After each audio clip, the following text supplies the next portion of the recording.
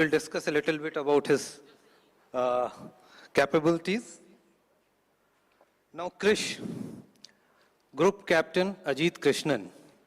Now, he has a very, rare shock, jisko bolte hain. He loves to scare passenger jets. So be careful when you are flying over West Bengal, Kharagpur especially. He can come and just scare you. Now last, Prashant Balakrishnan Nair, Group Captain, and he's also called Papa Nair. Now I identify him like we are trying to design a space suit, but I think we don't helmet for him. I don't need. So the space suit design can be simplified. So he already is having a natural helmet. All right, so with this small introduction, let me begin this. So the way we are going to do this, in the round robin mode, I will ask one question to each. The first person can respond and then others can add in that. So we will start with our theme. So our theme is down to earth, up in space. So we can start from Shuks. What comes in your mind when you read this 4 words? Check. First of all, a very good evening to all the courageous people who are daring to sit even at this time. I see most of the seats are empty, people wanting to go back home. Thank you for staying back. Down to earth, up in space, to me, I will share a story or what happened when I was flying for this mission to the ISS. You get connected to someone when you spend time. You know, when you meet someone for the first time, you are not really yourself. You are, pretending to be someone. Then you meet second time, third time, and probably after a few meetings, if you like the person, you really open up and you become your true self. So I think getting to know someone is very important. And when I was flying in the International Space Station around the Earth, 16 times a day for about 18 days dog, you get to see the planet Earth from so many different angles and so many different views that you really feel that you get to know this entire planet. So I think this is very apt, the description that Sir has given, down to Earth, up in space. I got to know this planet much better by going and traveling to space, by seeing it from the outside in. When we live here, we are in this room, we see a limited view of this thing. But when you see the Earth as a whole, that's a very different perspective. So I think the farther you go, the perspective you get is how valuable this planet is for us. And it's a very strong feeling, you cannot really miss it. And I think that was the biggest takeaway for me. So this tagline for space is, I think, very apt, down to earth, up in space. And I think space really has this transformational capability of transcending the borders and, unifying nature. And I'm very fortunate to have experienced it. So I think you've very wisely come up with this term, down to earth, up in space. That's my view for it. Thank you. Thank you, Shuks. So let us hear Max. So thank you for asking this question. I think Shuks has already given the perspective from space. I would try and give a terrestrial perspective like anyone else, but I would like to say that down to earth and up in space for any one of us who's here on planet Earth and in the working in the realm of aerospace sciences is most of the times you'll find people like astronauts, scientists, medical professionals, or any of the people who are working and thinking about space all the time. In a way, space, other planetary bodies, okay, in our case, mostly it's Mars and the lunar surface or moon itself. These become our workspaces or our offices. So I am a guy who always keeps thinking about, okay, a lot of solutions for space flight on a space station, inside a spacecraft, on the surface of the moon, on the surface of Mars. And I keep constantly meeting a lot of people who are also doing the same thing. They will be functioning in one particular domain. So for example, I meet a lot of people from the industry who would be working on some kind of technological breakthroughs that they want to bring about as a solution for space flight. And just like what Shuks has told, that this really sort of disconnects us from the kind of everyday problems that we face here on Earth. And one very, very good fact that I have observed personally is whenever I travel abroad and I meet cosmonauts, American astronauts, European astronauts, I feel that there are no nationality barriers, so to speak. So they have very broadened mindsets. And I see the same thing when I meet people back in our country who are working on in the field of space. So that's what probably is the definition for back here, being here on Earth, but thinking about space, which is really all about broadening our visions. Yeah, thank you. That's great. Very good perspective. So let us hear from Krish. Jai Hind audience. So before I start, I thought that this would be a gathering of students. But in the front row I see everybody has at least 30 years of service.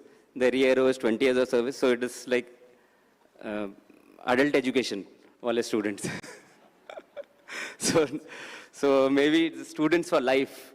Okay, so that's why you are all here. Okay, down to earth and up in space. So the first thing which came to my mind is this something like what my wife would say, that irrespective of where you are, I'll find you, catch you, and give you work. Whether you're down to earth, up in space. So that is the first thing which came to my mind. Okay, so now next, on a serious note, I would say the first perspective is very physical. That means for anything and everything that we do in space, it has to have some kind of usefulness on Earth. So if it doesn't translate into being useful on Earth, there is no point being up there in space, unless we cut a link with space. Okay? So with Earth, that is, we decide to become truly extraplanetary and we decide to escape, go somewhere else.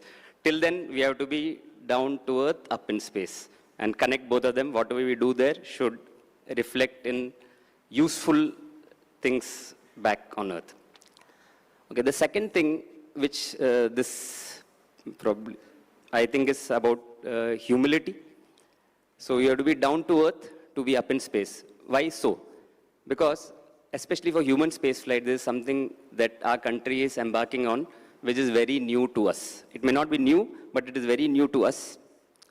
And there are so many things that we don't know about in human space flight, and we need to learn. So if we need to learn all these things, we need to learn from others. We need to learn what probably even others don't know. So our attitude has to be, I don't know. So for having that kind of attitude, we have to be egoless, we have to be humble. Only then will we be able to succeed. So that's what I think is the second way to look at it. And that's all. Thank you. All right, thank you. So, time for you. The man who does not require a helmet. Yes. And DK sir is, I think, half Air Force already. He's wearing blues. You can see. So, you know, he's changing loyalties from ISRO to Air Force. So, thank you, sir, Chairman, DK sir, and the entire crowd out here, and all the audience back home, and all these students all around the world and India. Thank you for this late tune-in. So, down to earth and up to space, for me, is a very aspirational thought. Why? Because again, microcosm and macrocosm, our human body is a representative, yata pinde tata brahmand. The chakras, as you go from down to up, the Mooladhara, Swadhisthana, Manipura, Anahata, Vishuddhi, and Sahasrara. I already have it out here. So it's aspirational that they say in human birth and evolution human, you're supposed to go from the chakras and then, you know, liberation. So what an aspirational thought that is what the universe represents. From down to earth, right up and go up to space. Secondly, the roots are what grounds you. If you see, it's a downward triangle as marked in the, as it's symbolic. and space is the upward triangle. And these two are the primordial archetypes, man and woman. And it links to what we all want out here. And in the previous panel, who was here? The women, she panel, they aspire not only to be rooted, but to take ISRO and the entire scientific community up to space. And that is what I feel it symbolizes. Because if you combine the downward Earth to the upward triangle of space, what do you get? A star. And that's what we are here for. Space, National Space Day. Thank you. Great. Papa, you inspired me to ask first question to you. Okay. So, the India has been the land of ancient wisdom, right? Since ages. Now, how do you relate this to the modern idea of science, especially human spaceflight? Can you relate our old ancient wisdom with what we are doing today, what humans are doing today? Thank you, sir, for that question. So like I had said many times before also, we are an ancient civilization. And I always feel that, we were so far ahead that we got bored that nobody else is catching up. So we said, let's take a break, let the rest of the world catch up. And once they reach there, they say, okay, now let's come back again so that there is some competition. So that's how ancient we are. We have got a lot of scriptures, and the Indian knowledge system, which is being revived now, places a lot of emphasis on the position of stars and its influence. Like I said, our human body and outside, it is one. It cannot be different. The Western sciences have got astrology and astronomy, but we have Jyotish Shastra. It's just one.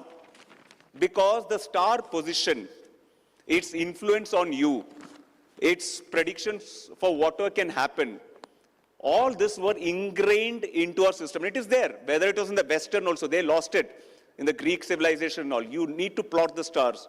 And we were much, much ahead. If you see the theme for the National Space Day, Aryabhatta, he actually is credited for almost all the things that is later credited to the Western society because it went from here to there. So that is the kind of influence we have had, whether the different kind of yantras to see. Always remember in our civilization, anything which was exterior, materialistic, had to have something to do with the human being because it is intrinsically connected. Because we knew from then, quantum physics, that is, particle and wave are interconnected. So unless it can be of use to human being, the external studies of no use. And we did all those kinds of studies, whether it is the Vedic rituals or anything else, it was precisely done as per the position of stars because it has to have an importance for you. And that's why whether it's the Surya Siddhanta, whether it is the precision of Earth over 26,500 years, all this were beautifully calculated, but done so as the human race can progress spiritually.